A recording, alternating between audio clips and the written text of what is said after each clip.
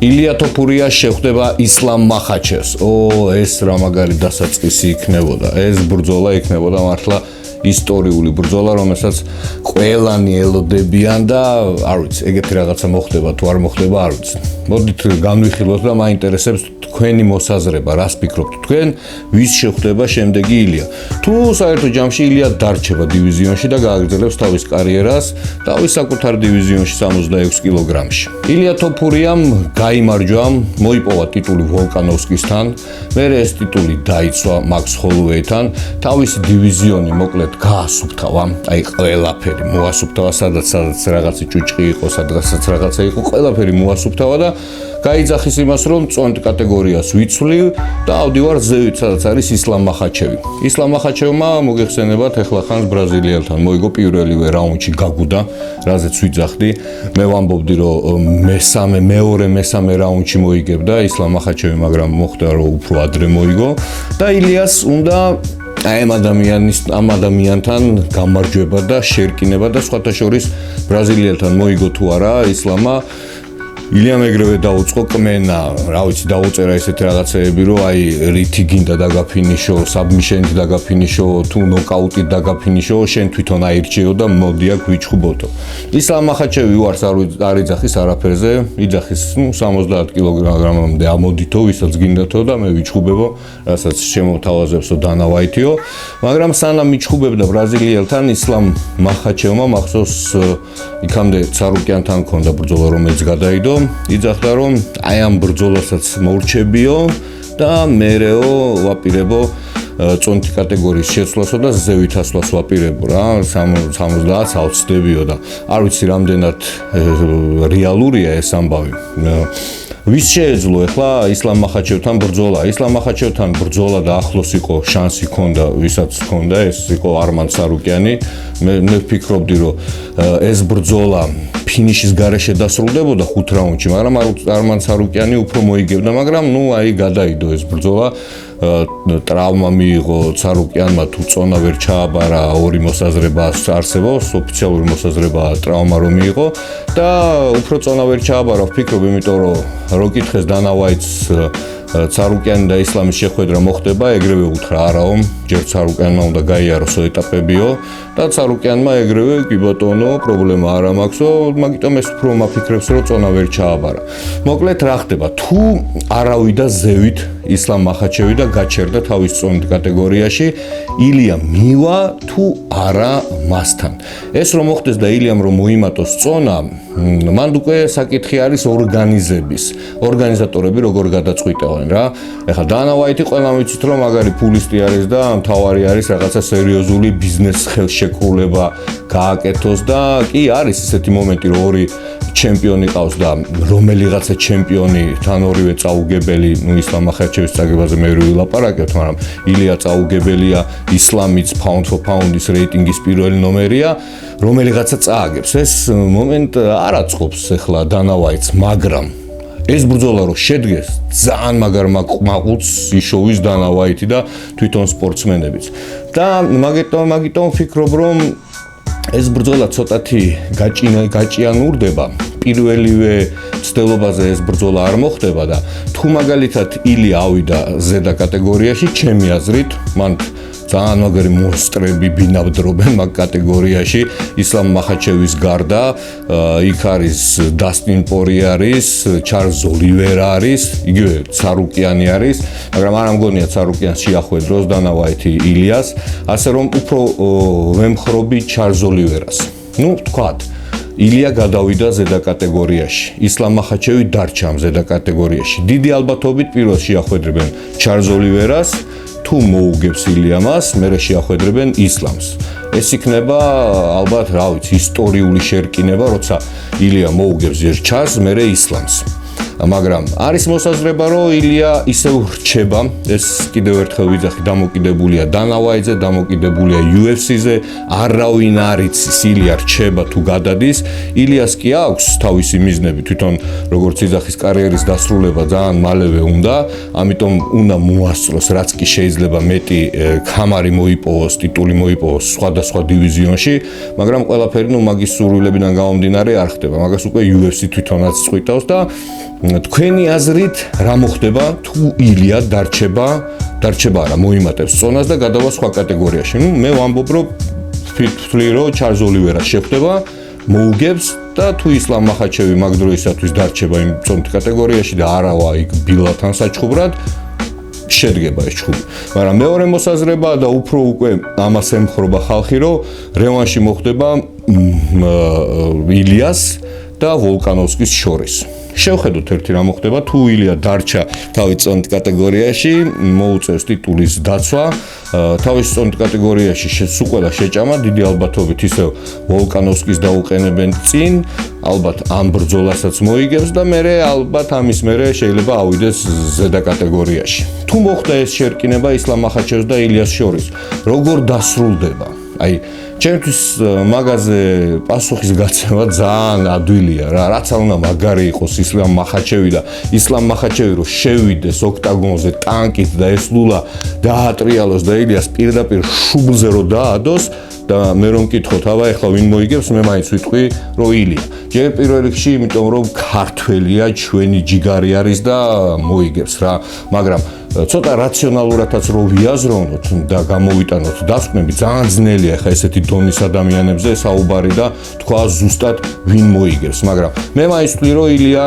უფრო მაგარი არის და უფრო შანსი აქვს მოგების ვოლკანოვსკიზე ჩხუბიდან ამოღებული ფრაგმენტები დან გამომდინარე, იმიტომ რომ ვოლკანოვსკიმ მოგეხსენებათ რომ ესე წონა შეიცვალა, ავიდა ზედა წონაში რეიტინგში პირველი იყო, უმაგრესი იყო, ავიდა საჩხუბრად ისლამ მახაჩევთან თუ გახსოვთ შეხვდნენ ეს მებრძოლები მაგარი ჩხუბი იყო ისლამ მახაჩევს და ვოლკანოვსკის შორის ეხლა მე იმას ვიძახი რატომ მოუგებს ილია ისლამს მოკლედ ვოლკანოვსკიმ და ისლამმა დასხეს ეს იყო 3 რაუნდი იყო ისლამის 2 რაუნდი ვოლკანოვსკის ну ესე ოფიციალურად დასრულდა რომ ისლამმა მოიგო საჯების გადაწყვეტილებით მაგრამ ვინც უყურა ამ ბრძოლას უმეტესობა თანხმდებით იმაზე რომ მცირე უპირატესობით ვოლკანოვსკიმ ეს ბრძოლა მოიგო მაგრამ ჩვენ ვინა ვართ იქ თავარი არის მსაჯი გადაწყვიტავს მაგრამ მსაჯებსაც რო კითხოთ ძალიან თანაბარი ბრძოლა იყო ძალიან გაუჭირდა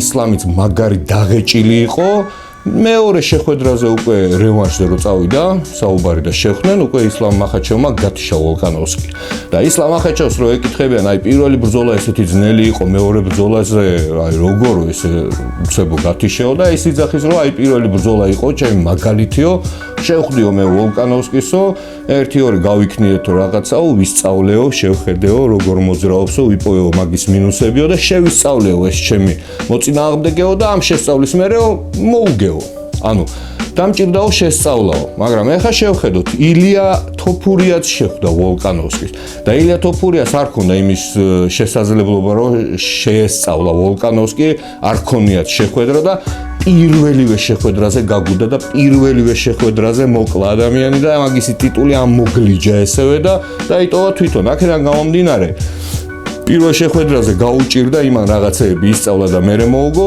ილიამ პირველივეზე დააჭედა და ეგრევე მოუგო მაგიტომ ვთვლი რომ ისლამთან დიდი ალბათობით ილია მოიგებს ილიას რო გადავხედოთ სუაი თიშავს ხალხს ხო სტრაიკერია უმაგრესი მოკრივი არის მაგრამ რო გავიხსენოთ მაგისი წინა ბრძოლები სანამ UFC-ში მოხდებოდა გაგუდა სულ ყველაფერს იგებდა საბმიშენით ძირითადად პირველივე რაუნდში ხალხი შეჭამა და ყველამ თქვა რომ აი ილია იქნება შემდეგი ჰაბიბი ალბათ ახლა UFC-ში რო დაიწყო ილია მოღვაწეობა ყველას ეგონა რომ ილია მოიგებდა ამ ბრძოლებს როგორც ჰაბიბი ძირითადად ჭიდაობით იმიტომ რომ ისეთი ბექგრაუნდი ჰქონდა უკან რომ საბმიშენებით ამთავრებდა მაგრამ ილიამ შეადგა ნაბიჯი არ ვიცი რა გადაუტრიალდა ილიას და ილიამ დაიწყო UFC-ში ხალხის გათიშვა.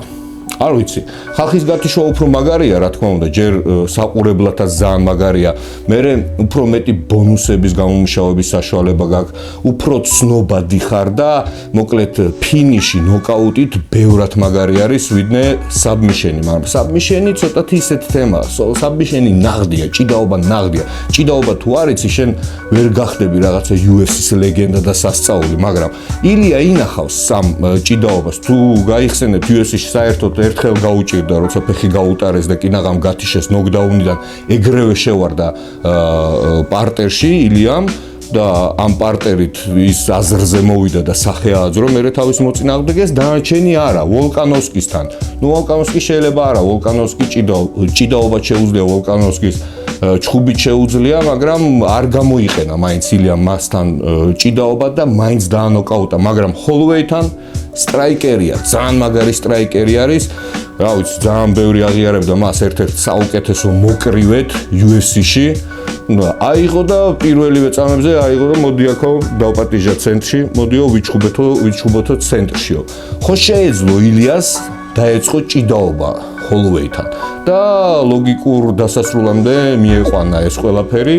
პარტერში გადაეყვანა, ან საბმიშენი, ან მახრჩობელა, ან მტკივნეული, ან გრანდენ ფაუნდი რაღაცას გაუკეთებდა ჩვეულებრივად, მაგრამ არა. იდგა ბოლომდე და ჩხუბობდა ბოლომდე იქამდე სანამ არ გათიშავდა. ამიტომ ისლამის და ილიას ჩხუბი ძირითადად იქნება დგომში. სადაც რა თქმა უნდა ისლამი ვერ აჯობებს კრივში, ილიას ამაში ყველა დამეთანხმება ალბათ და ეცდება პარტერში გადაყვანას, მაგრამ იმის მეშვეობით, რომ ილიამ კარგი ჭიდაობა იცის, არ გაუჩერდება პარტერში. უბრალოდ აიღებს, გაექცევა, დააყენებს, ისევ დასცხებს, კიდე დაიჭერს, კიდე გაექცევა, დასცხებს, მაგრამ ამ დაჭერაში ილიას რო კონდეს რაღაცა მომენტი, რომ მახრჩობელა ან რაღაცა უბედურება დამართოს პარტერში ისლამს, აუცილებლად გამოიყენებს. მაგრამ ეცდება მაინც ადგომას და ეს ბრძოლა დიდი ალბათობით მესამე, მაქსიმუმ მეოთხე რაუნდში დასრულდეს ილიას ფინიშით. ეს რაც შეეხება ჩემს მოსაზრებას, ამას არავის არ ვეუბნები, მარტო მე ვფიქრობ ესე, რომ თუ შედგება ისლამის და ილიას ჩხუბი და მექნება ერთი $100 ან $200, როგორც მერაბას შემთხვევაში, ავიღებ და პირდაპირ გავაქანებ, თან ისე რომ არც შემეშინდება, არც ვინ არ მიულებ ილიაზე. მაგრამ დანარჩენი თქვენ თვითონ გადაწყვიტეთ, დაწერეთ კომენტარებში თქვენ რას ფიქრობთ. მოიგებს თუ არა ილია ისლამთან და ვაფშე უღირს გადასვლა დიწონაში თუ არ უღირს საერთოდ გადასვლა. რაც შეეხება თუ დარჩა ილია ქვედა წონაში, რა თქმა უნდა, პირველი კანდიდატი მაინც არის ვოლკანოვსკი და ვფიქრობ, რომ ვოლკანოვსკის შანსი არ ექნება ილიასთან და ილია მას დაამარცხებს და ალბათ ამ დამარცხების მერე აიღებს და მერე გადავა. როგორც უმეტესობა ამბობს, აი ჩემს მეგობრებთანაც ამდენიც მილაპარაკია, არაო ილია უნდა გაჩერდესო ამ წონაშიო, დაიცვასო 1-2 გაიმყაროსო ადგილიო და მერე ეცადოსო და გადავიდოსო სადღასაც. არ ვიცი, თქვენ თვითონ დაწერეთ რას ფიქრობთ. მე რა თქმა უნდა, ვისაც შეახვედრებენ ილიას ვაპირებ ოპონენტზე სერიოზული გადაცემის გაკეთებას, რომ გაგაცნოთ ვისე ჩხუბება, როგორც წინა მებრძოლები, მაგალითად ნურმაგამედოვის ვიდეო რო დავდე, როცა მერაბის ეჩხუბებოდა, შეგიძლიათ ნახოთ ჩემს ვიდეოში. ზუსტად იმ ვიდეოში როგორც ვილაპარაკე, კი უმარ ნურმაგამედოვი ძალიან მაგარი მებრძოლია, როგორც სტრაიკერია, ასევე მაგრათაც ჭიდაობს, მაგრამ იქ აუხსენი, რატო უნდა მოეგო მერაბ დვალიშვილს და ზუსტად ესე მოხდა, მერაბ დვალიშვილმა მოუგო. ამიტომ დაწერეთ, ვის ფიქრობთ თქვენ ილიას ოპონენტად, არ ვიცი, ჩამოთვლილი ადამიანებიდან, ნუ ცარუკიანზე გაკეთებული ვიდეო შეგიძლიათ ნახოთ ჩემს არხზე ვინ არის და რა არის. დასტინ პორიე ან ჩარლზ ოლივერა, ან პირდაპირ ისლამ მახაჩევზე გავაკეთოთ გადაცემა, ამაზე ვისაც რა გაინტერესებს, შეგიძლიათ დაწეროთ კომენტარებში ამასობაში. Pound for pound is რეიტინგი ცოტათი შეიცვალა. მერაბ დვალიშვილი, რომელიც იყო მე-7 ადგილზე, ახლა არის მე-5 ადგილზე. ანუ სოფლიოში ყველაზე მაგარი მებრძოლები განურჩევლად წონითი კატეგორიის, მაგას ვიძახი. ხუთეულში შედის 2 ქართველი. ეს არის მე-5 ადგილზე დვალიშვილი გადაინაცვლა, ახლა უმარ ნურმაგამედოვთან რო იჩხუბა და მოიგო და მე-4 ადგილზე არის ილია თოფურია. აი ილია თოფურიამ თუ მოიგო აი ამ შემთხვევაში, შეიძლება გახდეს ნომერ 1 pound for pound-ის რეიტინგში და ეს იქნება ძალიან დიდი ამბავი ჩვენთვის ქართველებისთვის, იმიტომ რომ ისედაც ძალიან დიდი ამბავია. ამ 2 წლის განმავლობაში რეიტინგშიც ვართ და დივიზიონის ჩემპიონებიც ვართ და საქართველოში UFC აი ესე მიდის უზევით და ზევით. ამიტომ არ ვიცი, ხა მერაბი რას იზავს გააჩნია. მერაბის იმიტომ შეუძლია ამ pound for pound-ის რეიტინგში კიდე ავიდეს. გააჩნია ხა როგორ იჩხუბებს, ვისთან იჩხუბებს. სხვათა შორის მერაბიზე მაინტერესებს თქვენ რას ფიქრობთ, ვინ დარჩა ამ დივიზიონში რა? ჟოზე ალდო კი ძალიან მაგარი მებრძოლია, ისტორიული პიროვნებაა, მოკლედ ადამიანი, რომელიც 10 წლის განმავლობაში ვერავინ ვერ უგებდა მერაბისთან დამარცხდა, სხვათა შორის ერთადერთი ადამიანი არის, რომელმაც მთლიანად დაუბლოკა მერაბის ყველა ტეიქდაუნი, მაგრამ ამ ტეპს მაინც ვერ გაუძლო, მაგრამ ჟოზე ალდო უკვე ხნოვანი, ანუ ბებერი ტიპია რა, ასე ვთქვათ, ძალიან ისეთი ვეტერანია და არ ამგონია ეს უკვე შეახვედრონ. ერთადერთი ვარიანტი არის პიოტრ იანთან შეხვედრა, ან შონომელისთან შეხვედრა. აი ამ ორ ადამიანიდან ვიფიქრებ.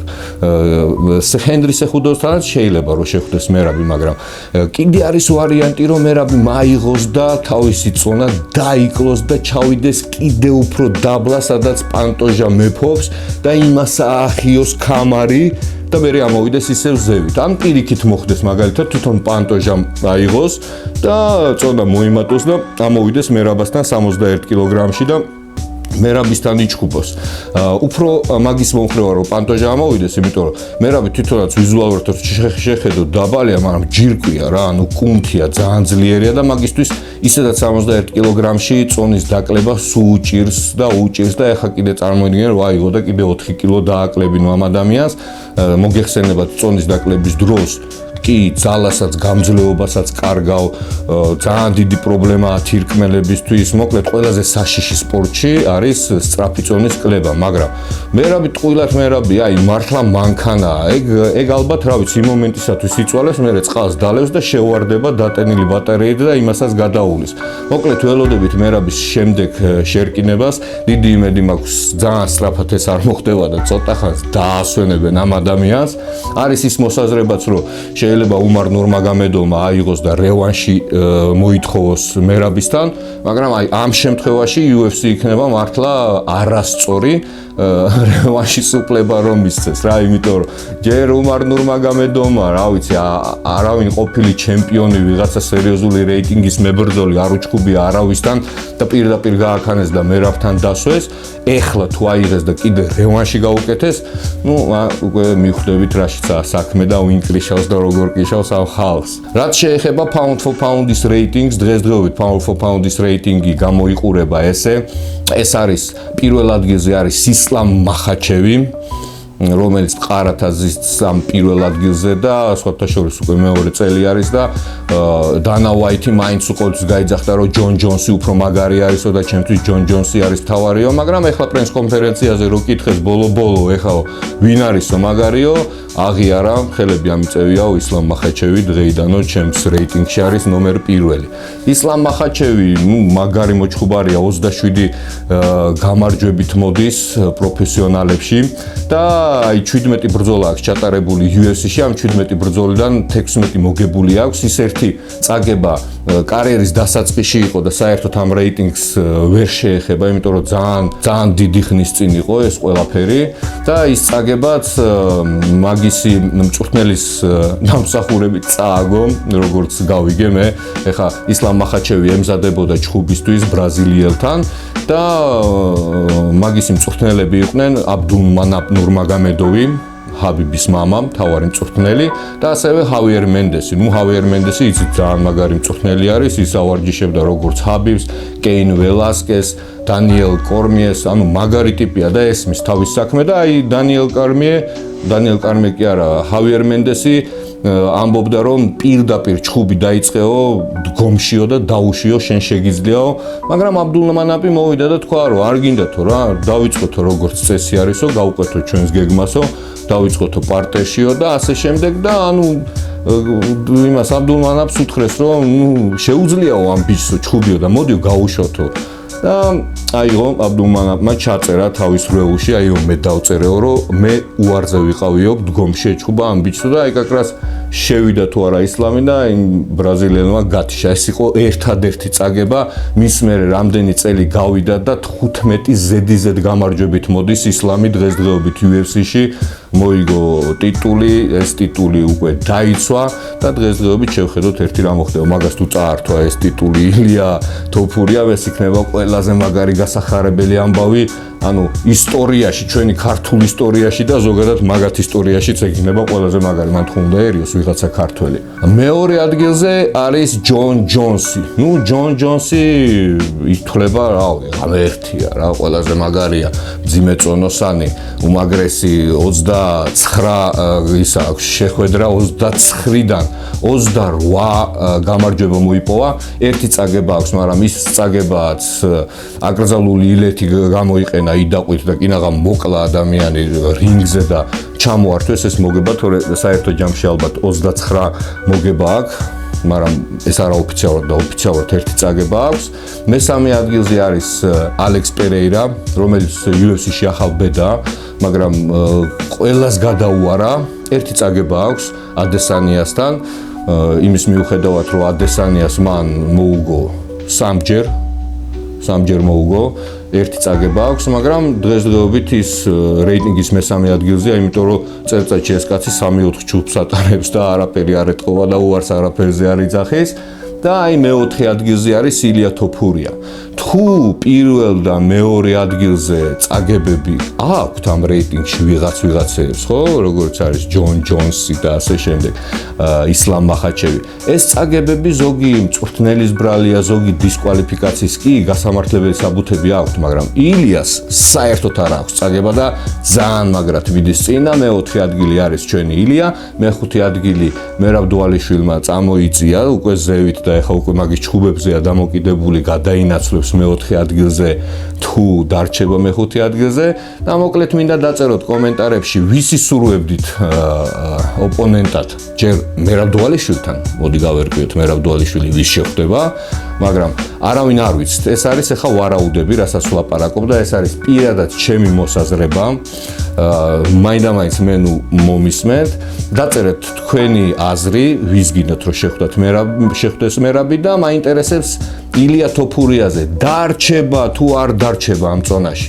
თუ არ დარჩება ამ წონაში და გადავა ზედა კატეგორიაში, როგორ ფიქრობთ, მოხდება ეს ისტორიული შეხვედრა ისლამს და ილიას შორის თუ არ მოხდება და მოკლედ თქვენზე არის დამოკიდებული მეორე ვიდეოს ვიზე გავაკეთებ, რომელ სპორტსმენზე, რომელი სპორტსმენი გავიცნოთ ძვლებიანად, დედაბუდიანად და ყველაფრიანად, რომ ვიცოდეთ ვის ებრძოლება ჩვენი ქართველი და ჩვენ ქართველებს კიდევ ილიას და მერაბის უსურვებ ძალიან დიდ წარმატებებს და პირველ რიგში რეიტინგში ასვლას. მე უკვე აღარ ვლაპარაკობ ვის მოუგებთ და როგორ მოუგებთ. ყველა ვარიანტში ყველას მოუგებთ, თავარი არის ეხლა რეიტინგი გავყოთ. პირველი და მეორე ადგილი pound for pound-ის რეიტინგი უნდა იყოს ქართველების, მაგრამ პირველი და მეორეზე ვინ გავა, მოდი მაგაზე მე ვილაპარაკოთ და მე გავერკვიოთ, თავარი არის ეს ორი ბიჭი მოხვდეს რეიტინგის პირველ ადგილზე.